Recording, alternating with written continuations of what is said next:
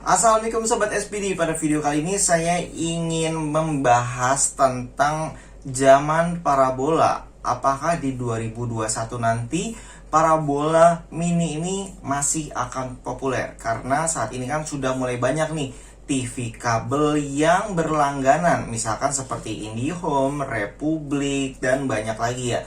Terus ada juga layanan TV streaming, misalkan Netflix, Viu, dan banyak lagi. Jadi kalau saya sebutkan ya nggak habis-habis, karena memang sekarang banyak banget seperti Amazon Prime, dan nantinya juga ada produk lokal, misalkan dari Transvision. Saya belum tahu ya namanya, tapi sudah dapat informasinya. Terus kalau dilihat dari harga berlangganannya, itu sekarang ya sudah 11-12 ya. Misalkan nih sobat berlangganan di Transvision Nusantara HD, terus ingin berlangganan di Netflix, itu harganya nggak beda jauh sebenarnya, karena di Nusantara HD sudah ada yang seperti mini pack. Terus di layanan streaming juga ada paket-paket ya, misalkan paket yang nonton seminggu, sebulan, berapa bulan gitu. Jadi intinya harganya itu sebenarnya nggak jauh beda. Dan saya sendiri juga pernah membahas beberapa kali di 2020 tentang perbandingan nonton. Saat itu sih yang saya coba adalah produk IndiHome ya. Jadi kita nonton TV kabel IndiHome, terus kemudian dengan Nusantara HD perbandingan. Jadi IndiHome vs Nusantara HD, kira-kira mana yang bagus nih untuk siaran TV-nya atau siaran gambarnya. Jadi kalau misalkan yang hasil kemarin ya, ini saya singkat aja intinya karena sudah ada video perbandingan langsung. Menurut saya pribadi, untuk kualitas HD-nya masih jauh lebih bagus yang di parabola karena bitrate-nya tinggi. Sedangkan kalau untuk TV kabel ini macam-macam ya. Kalau TV kabel daerah mungkin masih analog atau VHF atau UHF. Terus kalau misalkan yang di parabola ini kan udah digital, jadi benar-benar bersih. Terus yang di TV kabel yang kayak IndiHome gitu, itu saya sih merasa bitrate-nya lebih kecil gitu walaupun sudah HD. Kemudian kalau dibandingkan dengan produk yang lain, misalkan Cavision, Next Parabola, yang menurut saya setiap provider itu punya standar kualitas masing-masing ya.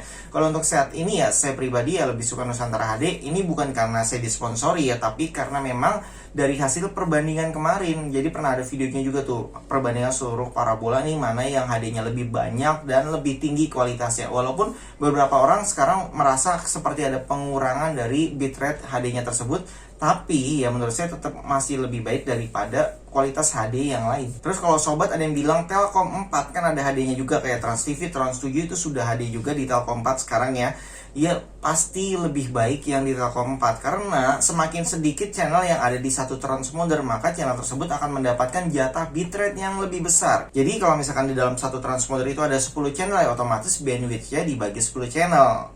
Terus kemudian kalau misalkan yang di Telkom 4 ini kan channel paling 1 atau 2. Makanya jatah 10-nya hanya untuk 2 channel. Jadi benar-benar akan terasa banget beda gitu kualitasnya ya. Lalu kemudian bagaimana dengan konten-konten yang ada di satelit lain? Kalau zaman dulu kan tuh banyak ya satelit-satelit luar negeri yang naikin premium dan bisa ditonton hingga wilayah Indonesia dengan receiver khusus seperti yang bisa Biscay, Powerful, Thunberg gitu ya. Pada zamannya itu memang saya bilang cukup oke. Makanya kalau sobat pakai parabola jaring, itu adalah parabola yang sempurna banget ya buat nonton siaran luar negeri. Bahkan kadang ada subtitlenya, ada dubbingnya Indonesia ya. Jadi benar-benar nyaman banget. Tapi ini sudah mulai ditinggalkan oleh provider parabola yang luar negeri. Jadi provider yang memberikan konten premiumnya ya, yang di luar negeri gitu ya.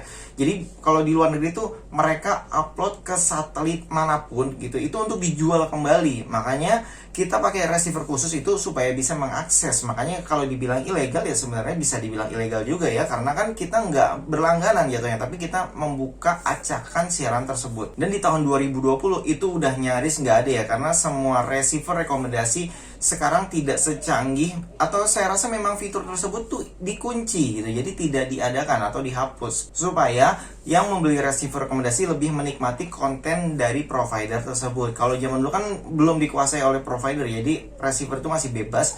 Semakin mahal yang sobat beli receiver akan semakin canggih fitur di dalamnya. Jadi bisa nonton siaran premium luar tanpa harus ribet-ribet masukin kuncinya lah, masukin key-nya, masukin database, masukin apalah segala macam itu. Jadi serba otomatis kalau receivernya canggih. Karena tinggal dikonekin internet dia akan auto update. Kalau dulu sebutannya auto roll. Nah, ini yang akan saya jelaskan. Jadi dulu di Asia 17 yang pakai parabola 4 LNB, Asia 17 ini banyak banget channelnya. Jadi ada channel sport, Sony Tenok gitu. Terus ada channel-channel yang buat nonton juga. Ada Hollywood, Bollywood, bahkan ada subtitle Indonesia. Itu aja hanya di Asia 17 ya. Tapi mereka waktu itu sih providernya Sony ya. Sony sudah perlahan meninggalkan penjualannya, terutama ya di Asia 17 gitu. Jadi mereka sudah mengurangi channel yang ada di sana. Jadi perlahan-lahan seperti pindah. Makanya kalau dulu ada seperti KBS World di Telkom yang lama, terus ada siaran Korea, saya lupa ya, kalau nggak salah KBS juga gitu ya, yang ada di Telkom, dan waktu itu gratis. Sekarang mereka sudah pindah ke TV kabel dan juga masuk ke TV parabola yang berlangganan. Nah, yang berlangganan ini macam-macam ya. Jadi kadang seperti Nusantara HD ada TVN. Kenapa bisa ada TVN? Karena TV kabel mereka yang dari IndiHome itu juga ada TVN. Jadi bisa aja satu server yang dari TV kabel tersebut ya, jadi jalur kabel itu diupload lagi ke parabola mininya Nusantara. Jadi sistemnya gitu sob sekarang. Seperti Galaxy juga sumber utamanya dari kabel optik. Dari kabel optik diupload lagi ke satelitnya milik Transvision. Dan sobat yang pengguna Nusantara HD ya bisa berlangganan nonton TVN. Itu sebagai contohnya aja ya. Jadi kalau dilihat dari perkembangan yang luar negeri, memang sudah banyak sob yang beralih ke internet, ke jalur streaming, ke jalur TV kabel. Karena di luar negeri internet itu real unlimited. Kalau di Indonesia masih saya bilang ya cukup mahal ya untuk berlangganan internet kabel. Karena ya sobat bisa seperti nyicil motor tiap bulan tapi ya nggak ada habisnya. Karena kan memang biasanya ya sistemnya itu ya paket 3 in 1 atau 2 in 1. Jadi kalau misalkan bahasa promonya sih seperti triple play atau dual play. Jadi kalau sobat berlangganan internet kabel tuh kadang dipaksa untuk langganan TV-nya, dan itu wajib gitu. Terus harus pakai telepon juga kadang. Jadi memang berasanya mahal sob, karena ya mau nggak mau kita jadi sewa 3 layanan tersebut. Terus bagaimana dengan kualitasnya? Sayangnya di satelit parabola Depok baru bisa ngetes IndiHome, dan itu pun saya agak maksa karena rumah saya di kampung, jadi narik kabel sekitar 400 meter waktu itu dari tiang ODP-nya sampai ke rumah. Dan itu ya kita maksa teknisinya sebenarnya, karena sebenarnya ya teknisi akan kesulitan ya kalau menarik kabel sepanjang itu. Dan memang pada kenyataannya penarikannya memakan waktu dari siang sampai malam jam 10 kalau nggak salah, hanya untuk narik satu rumah saya doang. Tapi saya sebagai teknisi parabola ya paham ya, yang harusnya teknisi tersebut bisa mengerjakan 3 lokasi ya. Untuk hal ini ya tidak perlu dibahas ya, ini mah di belakang layar aja. Terus kita kembali lagi nih, apakah di 2021 parabola akan tergerus? Karena memang sudah banyak juga ya seperti Big TV, Topaz TV yang kena trigger di COVID-19 ini. Jadi bisnis mereka ya semakin terdesak hingga akhirnya mereka menyerah, mengibarkan bendera putih gitu, dan mereka tutup. Jadi sebelum itu pun sebenarnya udah banyak perjalanan provider parabola yang hanya bertahan beberapa tahun kemudian tutup. Jadi yang tersisa saat ini adalah yang besar ya menurut saya, itu seperti Transvision, Nusantara HD, karena memang backingannya itu Transvision.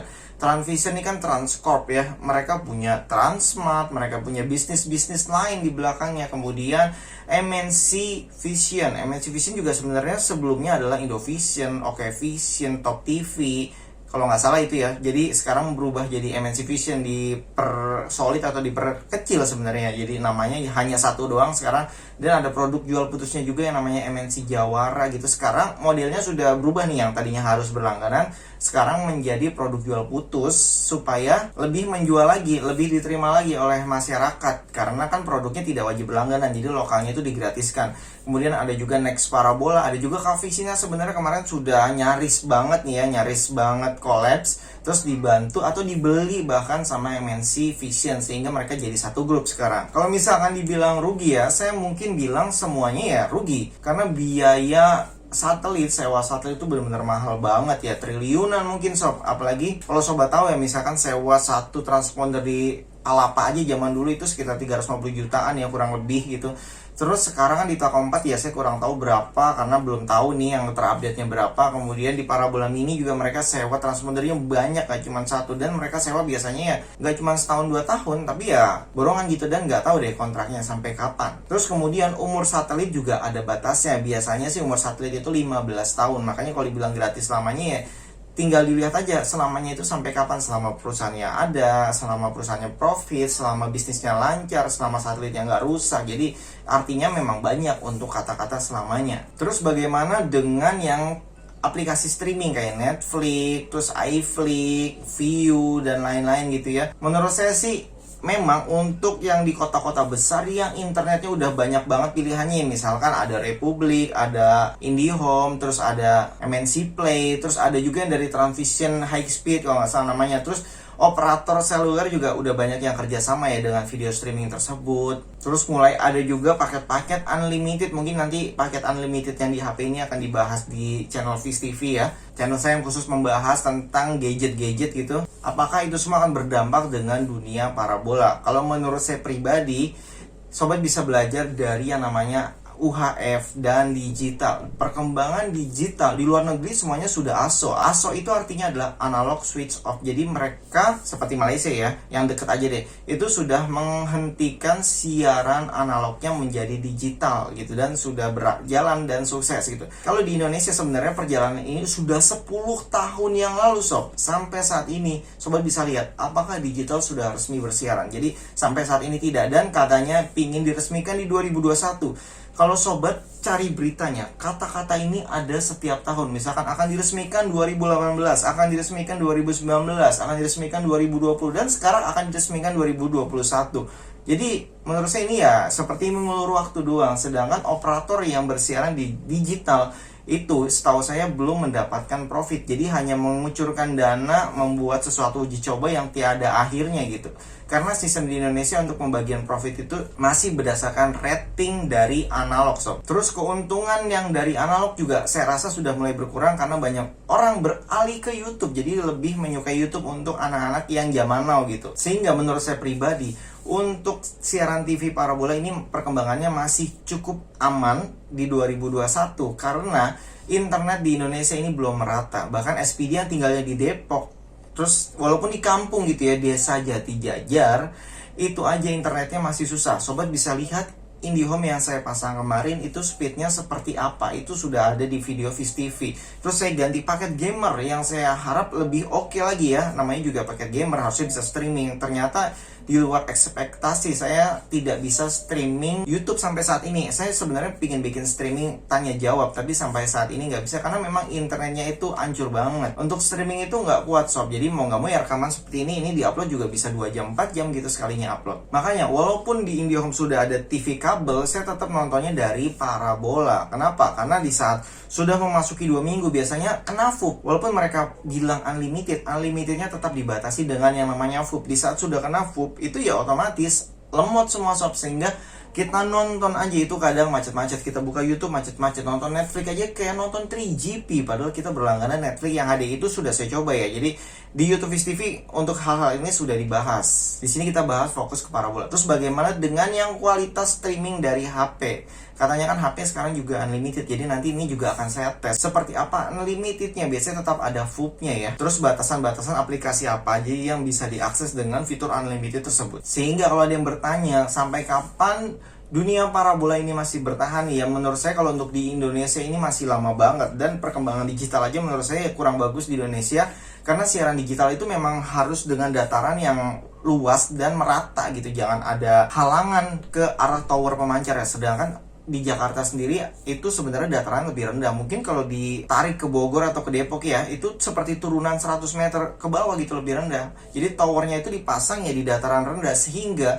untuk sobat yang tinggal di Bogor, yang di Bekasi agak jauhan gitu ya dari Jakarta, itu akan sulit mendapatkan siaran digital. Jadi berat sob. Belum lagi di Jakarta sendiri udah banyak banget gedung-gedung tinggi gitu. Jadinya membuat siaran digital tersebut ya sinyalnya sudah terhalang dari sumbernya, sehingga saat yang jauh-jauh itu ya sudah tipis banget. Dan kemungkinannya semakin kesini kan gedung-gedung tinggi juga makin banyak di daerah kita ya, sehingga ya bisa dibilang ya masa depannya justru yang digital kurang bagus menurut saya. Makanya SPD udah nggak jualan lagi nih yang namanya pemasangan antena digital. Jadi kita hanya menjual barangnya aja, karena di saat kita pasang kita lebih banyak zong, karena rumah orang tersebut ternyata ada gudang Lazada misalkan di sekitarnya, atau gudang apapun gitu yang gede-gede banget, ada gedung tinggi, yaitu udah saya sebutnya red zone atau zona yang nggak bisa dipasang antena UHF dan digital. Terus kalau ditanya SPD pilih nonton lewat TV kabel misalkan IndiHome gitu ya misalkan, atau parabola, SPD tetap menjawab menggunakan parabola karena memang kualitasnya saat ini masih jauh lebih bagus yang parabola. Dan bagaimana kalau misalnya ditanyakan antara parabola atau streaming? Ya,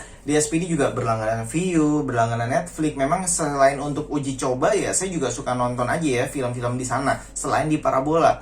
Terus kendala yang SPD hadapi adalah internetnya. Di sini kita internetnya masih terbatas banget. Jadi selama internet itu ada VOOC-nya, terus mahal gitu ya, parabola masih akan bisa bertahan gitu. Jadi kalau parabola kan nggak perlu streaming, nggak perlu kuota ya, kita tinggal nonton aja, mau nonton premium tinggal isi voucher aja. Jadi menurut saya di 2021 ya parabola masih menjadi rekomendasi sih. Mungkin sobat di rumah ada yang punya juga nih, ada yang berlangganan internet juga, ada yang berlangganan TV kabel juga, ada yang pakai parabola juga. Silahkan tuliskan sharing-sharingnya di bawah ini ya. Dan bagaimana menurut sobat sendiri, apakah masa depan parabola masih akan bertahan lama di Indonesia? Oke, sampai jumpa kembali. Salam sobat SPD. Wassalamualaikum.